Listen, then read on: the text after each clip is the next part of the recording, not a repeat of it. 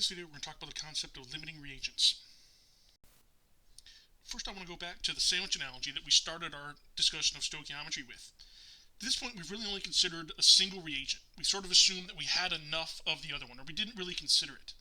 For most real-world problems, we have to consider all of the reagents when we're trying to figure out how much product we can make.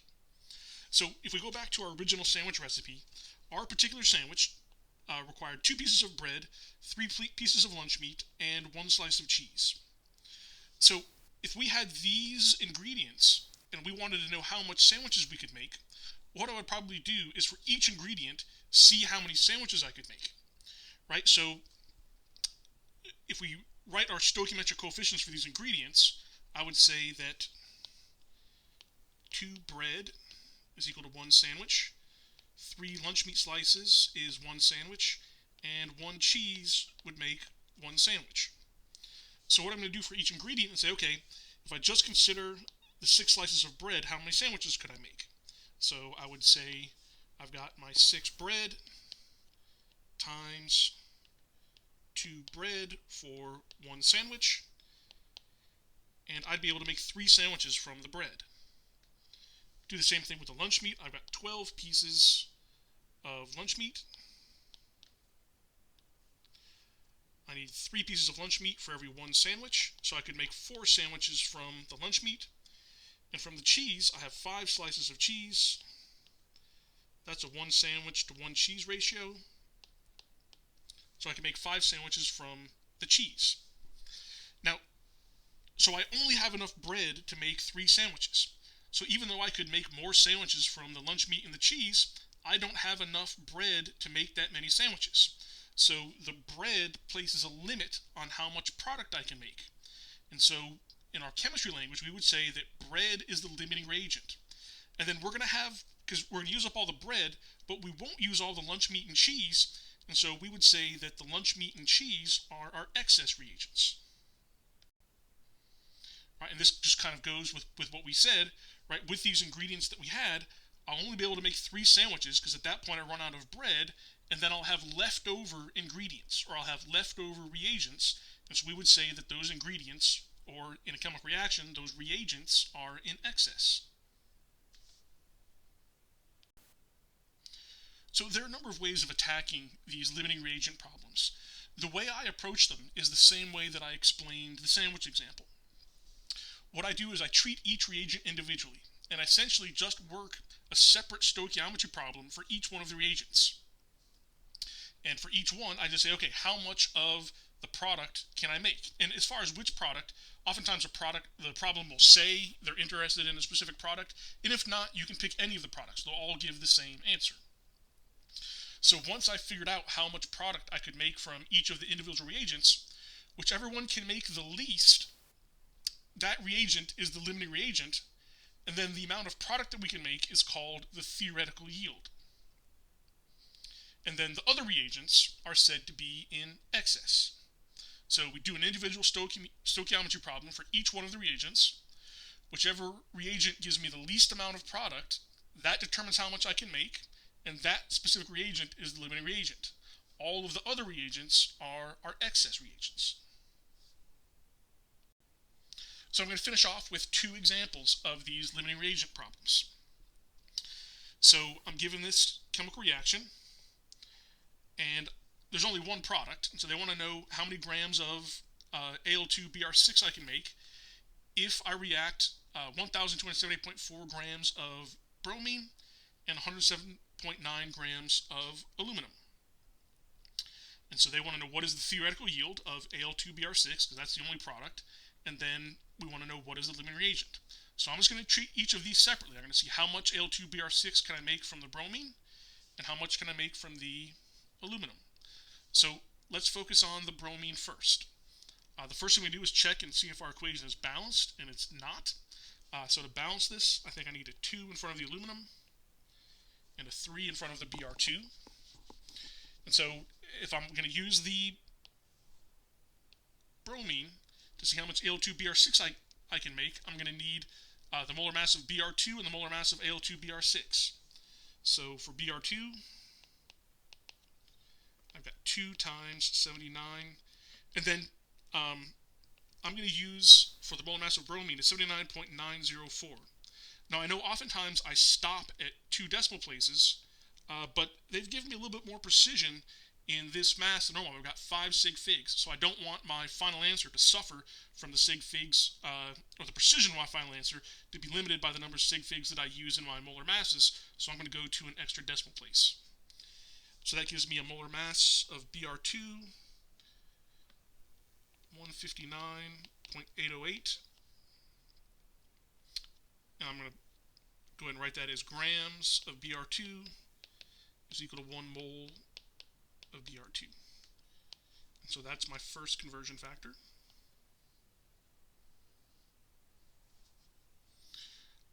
I need the molar mass of Al2Br6.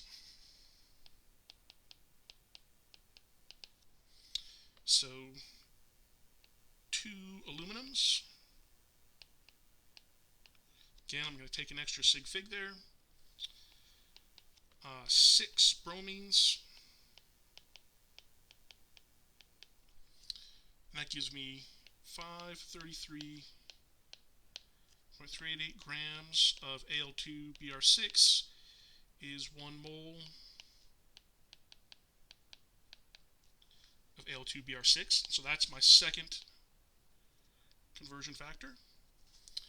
And then the third one I need is the stoichiometric ratio between bromine and Al2Br6. And so I'm going to use that 3 moles of Br2 is equal to 1 mole Al2Br6. Alright, so now I can do the stoichiometry problem itself. So I'm starting with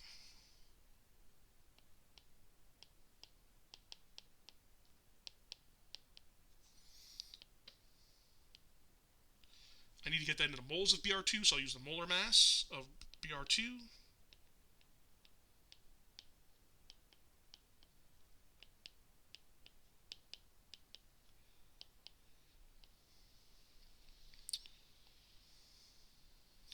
Now my molar ratio.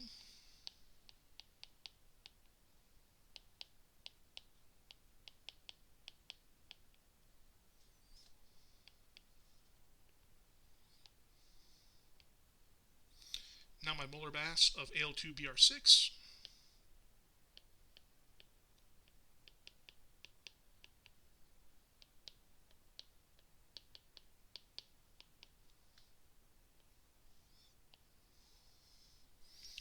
Alright, so then when I take my starting mass, multiply by the molar mass of Al2Br6, divide that by 159.808, divide that by 3, and I get for the mass of Al2Br6 I can make from Br2 is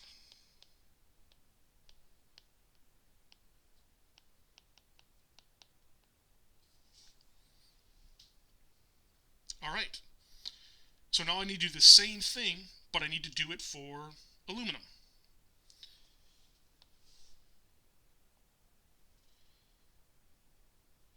So for the aluminum, I need the molar mass of aluminum.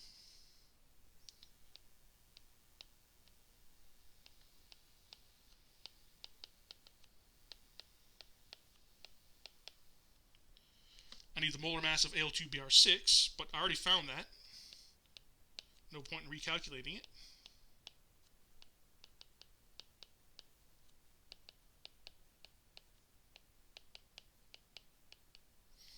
And I need the molar ratio between aluminum and Al2Br6. So for every 2 moles of aluminum, I'll make 1 mole of Al2Br6.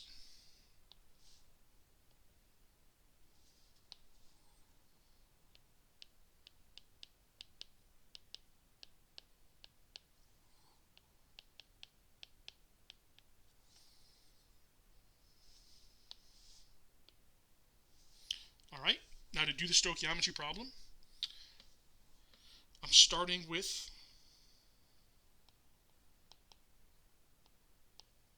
107.9 grams of aluminum.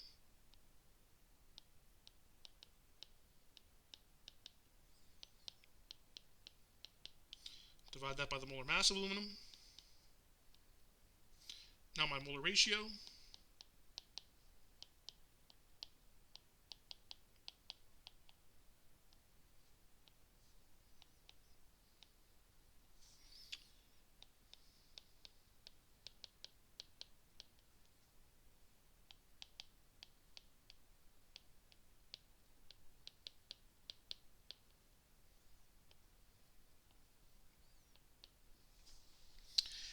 And when I multiply all of that out, I get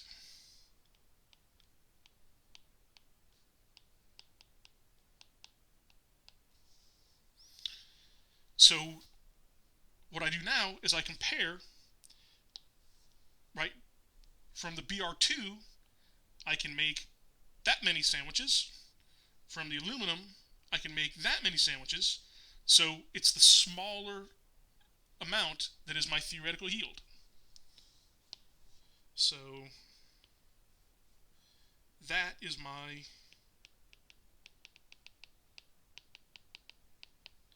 theoretical yield.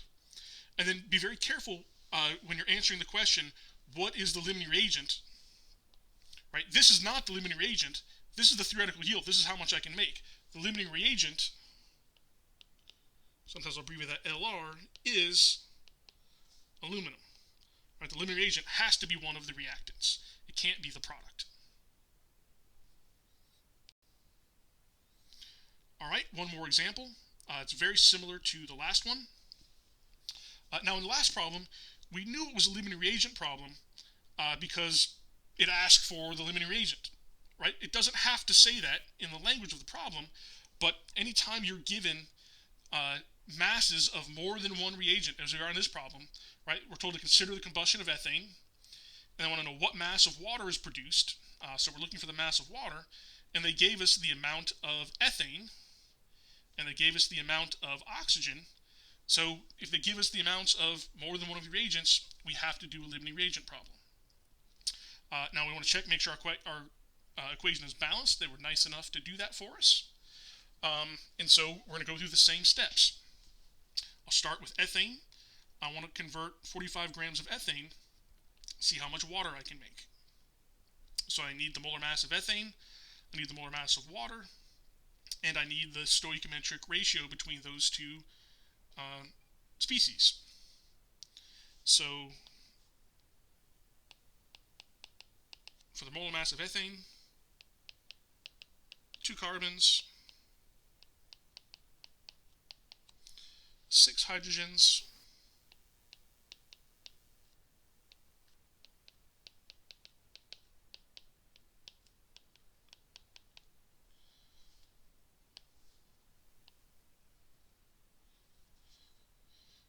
then for water,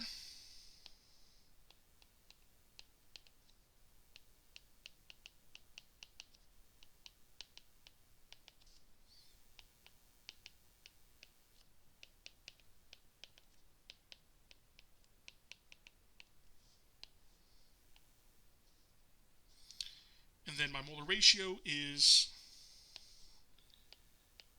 2 moles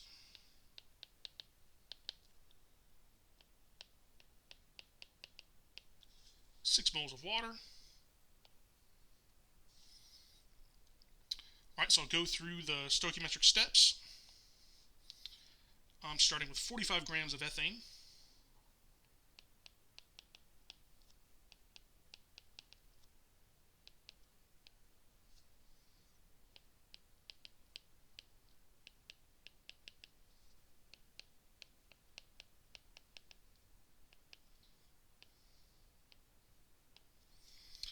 Then my molar ratio,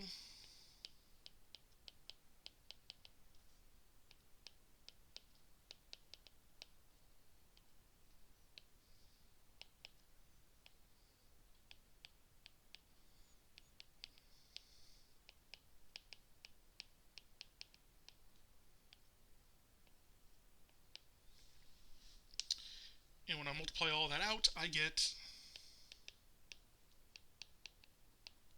so if I can use all of my ethane, that would make 80.9 grams of water. Now do the same thing for O2.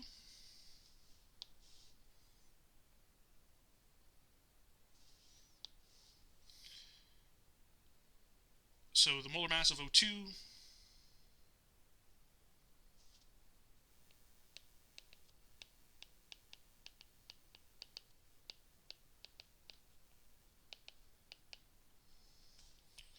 let's be a little bit more precise here. 32 grams of O2 is equal to 1 mole of O2.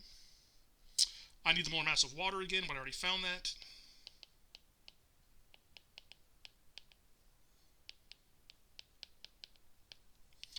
And then my molar coefficients. 7 moles of O2 gives me 6 moles of water.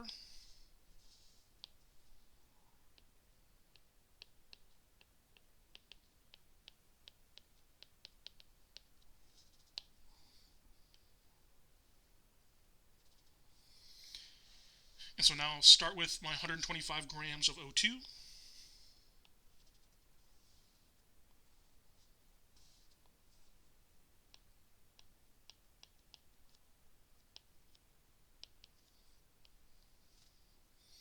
So get rid of the grams of O2.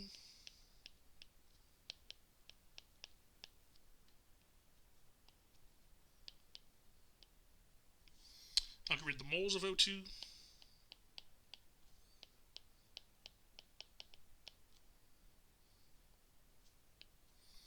Finally get rid of the moles of water.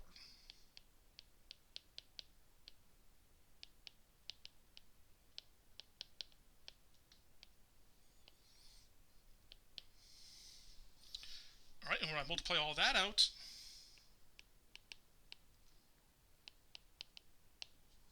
that can make 60.3 grams of water.